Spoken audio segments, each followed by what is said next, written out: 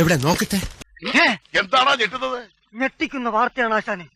എന്താ പെട്ടെന്ന് വായിക്കേ. ഇത് മൊബൈൽ റീചാർജ് ചെയ്യാതെ ഒരു നിമിഷം പോലും എപ്പോഴെങ്കിലും ഡാറ്റയൊക്കെ കുറഞ്ഞു പോയാൽ തന്നെ നമ്മൾ ആ ദിവസം തീർന്നു എന്നുള്ള അവസ്ഥയാണ്.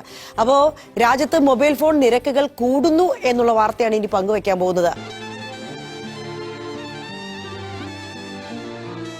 അല്ല എന്തെങ്ങനെയൊക്കെ പറയണേ? പിന്നെ ഞാൻ എങ്ങനെയൊക്കെ പറയണം? ഏറ്റവും കൂടുതൽ ഉപഭോക്താക്കളുള്ള ജിയോ ആണ് നിരക്ക് വർധനയ്ക്ക് തുടക്കമിട്ടത്. തെമ്മാടിത്തരമല്ല, തെണ്ടിത്തരമാണ്. നല്ല ശുദ്ധ തെണ്ടിത്തരം. ഇവരെന്നെ കൊണ്ടേ പോകത്തുള്ളൂ. അടുത്ത മാസം 3-ന് പുതിയ നിരക്കുകൾ നിലവിൽ വരും. എയർടെലും വോഡാഫോൺ ഐഡിയയും ഒക്കെ തന്നെ ഉടൻ നിരക്ക് വർധന പ്രഖ്യാപിച്ചേക്കും. ഇതെല്ലാം കൂടി നമ്മള് കുറ്റായോ? അപ്പൊ സാധാരണ ഏതെങ്കിലും ഒരു കമ്പനി കൂട്ടിയാൽ മറ്റേ കമ്പനിയിലേക്ക് പോർട്ട് ചെയ്യാന്നൊക്കെയുള്ള സംഭവം ഉണ്ടായിരുന്നു. പക്ഷെ ഇതിപ്പോ ജിയോയ്ക്ക് പിന്നാലെ മറ്റെല്ലാരും വോഡാഫോൺ ഐഡിയയും എയർടെലും ഒക്കെ തന്നെ നിരക്ക് കൂട്ടും. വെറുതെ തൂങ്ങളുടെ കണ്ണാലി ജീവിച്ചു പോട്ട ചവി.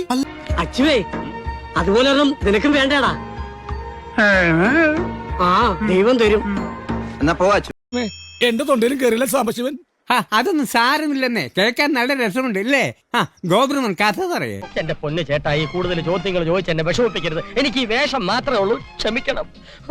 ഇനി ഇവിടെ നിന്നാ പ്രശ്നമാവും. ആട്ടോ ബ്രദർ, ആർക്കും എന്നെ തടുക്കാനാവില്ല.